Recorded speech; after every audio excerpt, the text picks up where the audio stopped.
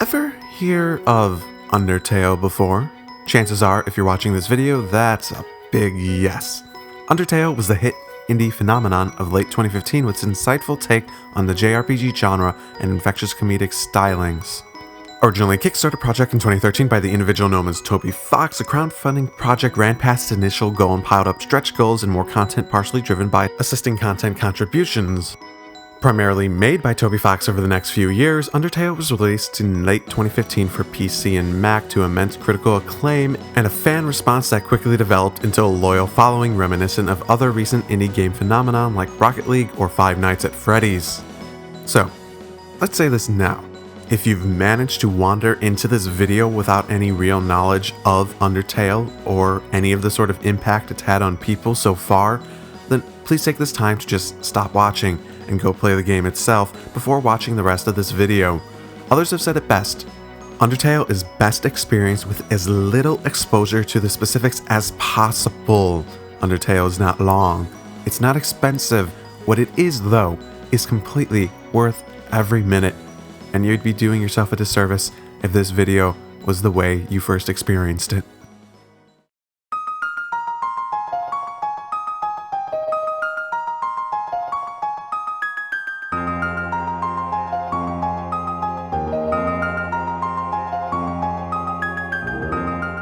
Undertale in its most base form is technically a JRPG, though many would argue it deviates too far away to establish itself within the genre.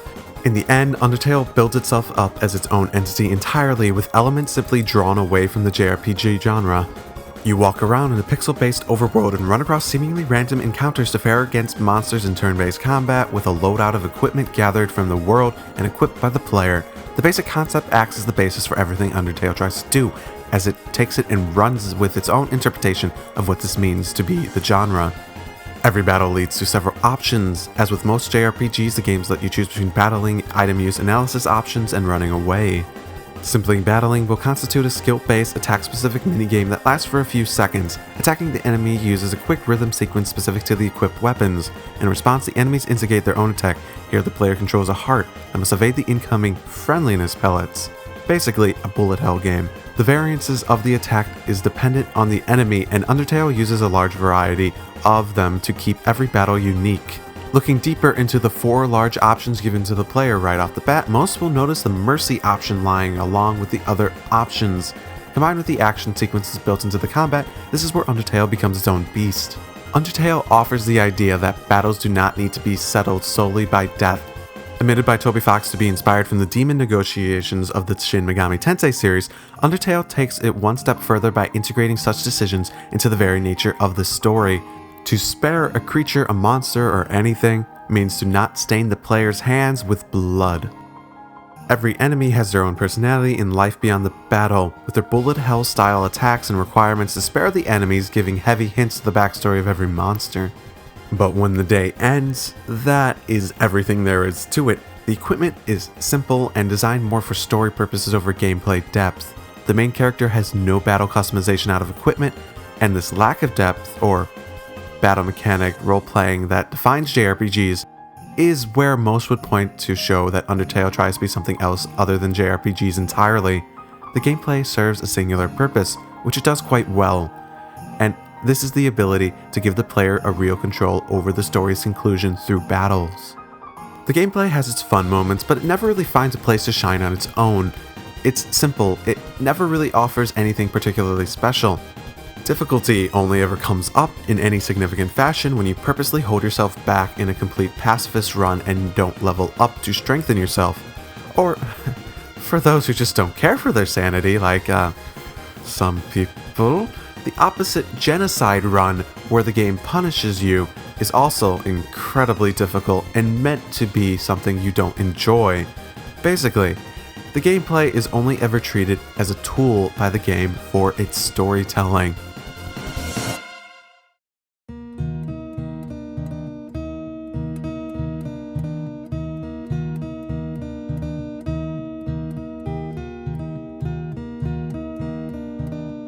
In an ancient world where an ancient war played out between monsters and human, The war ended in the destruction of the monster society as they were forced into the underground caverns of that world.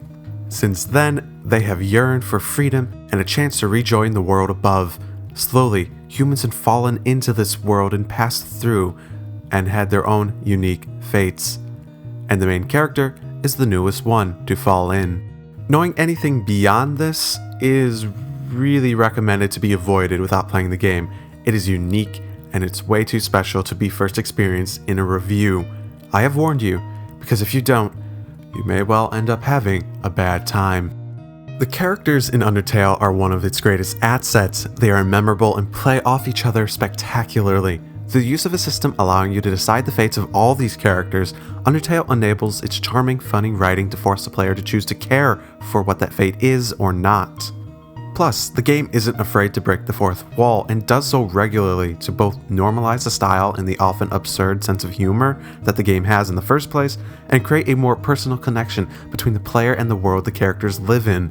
Ultimately, both these aspects of the story work very well, and the early parts of the story are driven by these interactions. Characters and their fates are the main course for the plot until very late game, and the variety of unique personalities and designs exuding the wonder of this pixel world accomplish the engagement of the audience very effectively. It really is a bit of a simple driving force, but at the same time, it's a great example of how the game deceives expectations. As noted in the gameplay section, you can choose to kill or spare all enemies in the game, and the contrast to typical JRPGs is played up as a big source of the narrative's driving force with the characters' fates.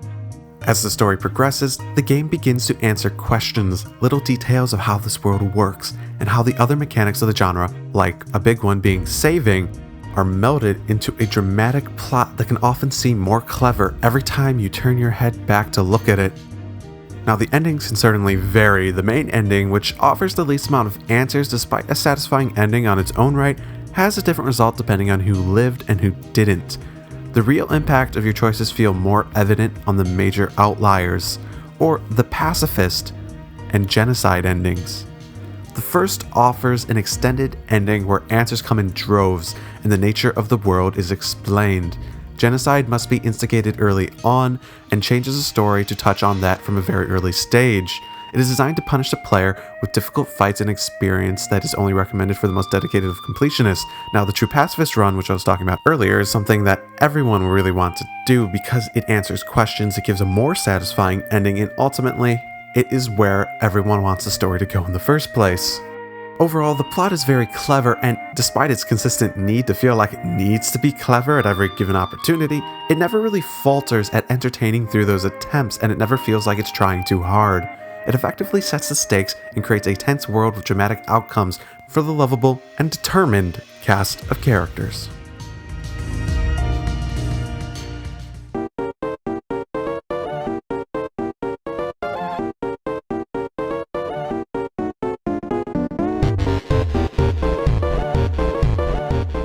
What really brings the entire experience together is how everything is melded together through the presentation. Most important of this is the music. While emulating classic video game music stylings, the music becomes increasingly complicated and impactful as the story itself also builds upon itself.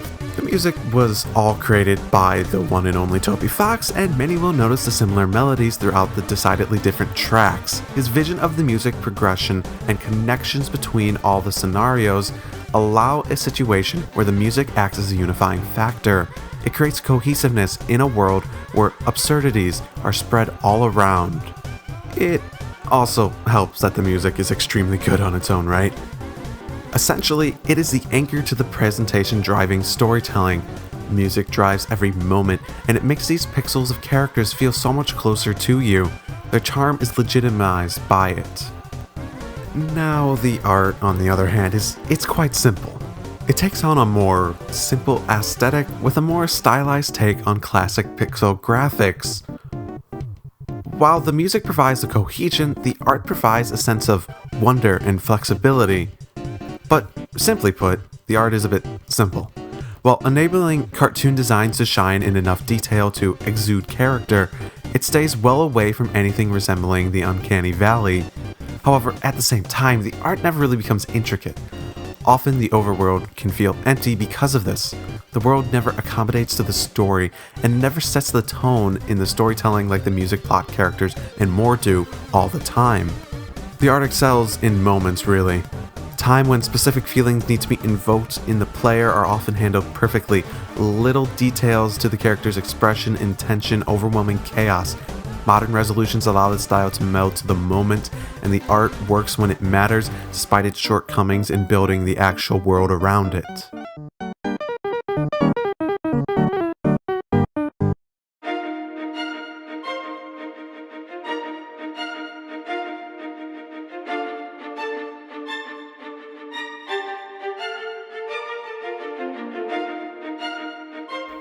At the end of the day, what I see that Undertale really offers is an exceptional storytelling experience. Many of its factors can vary between underwhelming to great even when viewed on their own, but the ability to meld them together into a polished interaction with the player is the game's greatest strength. More importantly, Undertale pulls off the often sought after task of driving the experience through interactive storytelling. The music enthralls, the art is flexible, the gameplay enables choice, the plot is impactful. When brought together, every moment feels engaging because every moment feels like it matters. Every character feels alive, and every choice feels like it has impact from beginning to end. It's not the longest game. Originally intended to be a couple of hours, it ended up being approximately 6 hours or so in length with multiple story routes. For the price and how tightly its narrative is paced, the length is not a negative. The only shame is that it is short enough that you always do want more. One way to help alleviate this is to take on the multiple routes. While the main route can vary to its conclusion, the dedicated routes of Pacifist and Genocide each have significant deviations, bringing a sense of replayability. Undertale prides itself on the ability to choose, and wears that pride openly as it compares itself to traditional games constantly. Now the differences are very evident, but the ride of this adventure really starts right off the bat in this world of kill or be killed.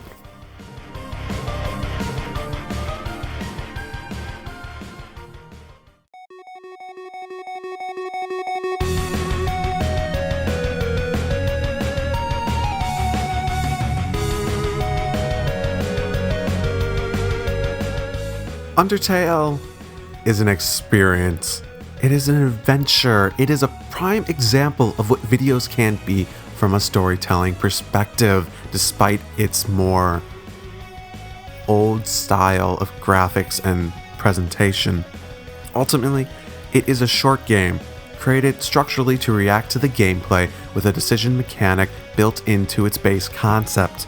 The resulting use of the excellent music, charming graphics, and sharp writing allows the changes to the story to hold true impact and hold a true, sincere set of feelings for the player. Undertale is definitely a must-try experience. Sure, it won't be for everyone. No game is. No anything really is. And yes, the fanbase can rave over the game to an extent that it can alienate potential players because, in some cases, especially if you're not in love with the game already, it can come off as a bit annoying, I suppose. Doesn't really bother me personally, but I know some people have been put off the game because of that. But ultimately, there is a reason for that. Undertale embodies the design initiative games have always hoped to strive for, and it's worth picking up solely for the sake of experiencing what unique design catered towards that goal can really offer.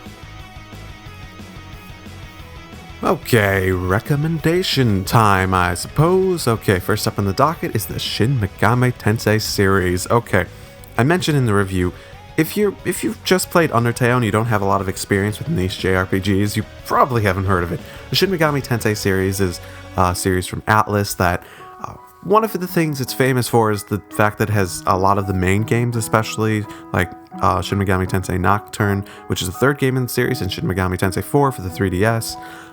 They have stuff like Demon Negotiation, where essentially in battle you can talk to your enemies, you can get items, you can get other stuff, you can get allies and whatnot. And it's, as the creator of Undertale stated, the inspiration for all the pacifist options in Undertale itself. So if you're interested in that sort of thing, it might be a good option for you to try. Now for our other recommendation, we have Earthbound. Yes, Earthbound, yes. Most people are aware that Undertale took heavy inspiration from Earthbound. Like Shin Megami Tensei, it's an inspiring factor that, because the connection to Undertale might have elements that interest you, and it's worth a try if you like Undertale. Other than that, I'm still working on stuff for the End of Genocide run. It's been hard to get motivation going to the holidays when all that was initially happening, and I haven't been practicing as much as I want to. I haven't been practicing really much at all. But that'll happen, hopefully soon, and because I'd very like to end that and not have to think about that much more. But other than that, I suppose you're all doing well. I wish you all well, and drive safely. Thanks for watching this review.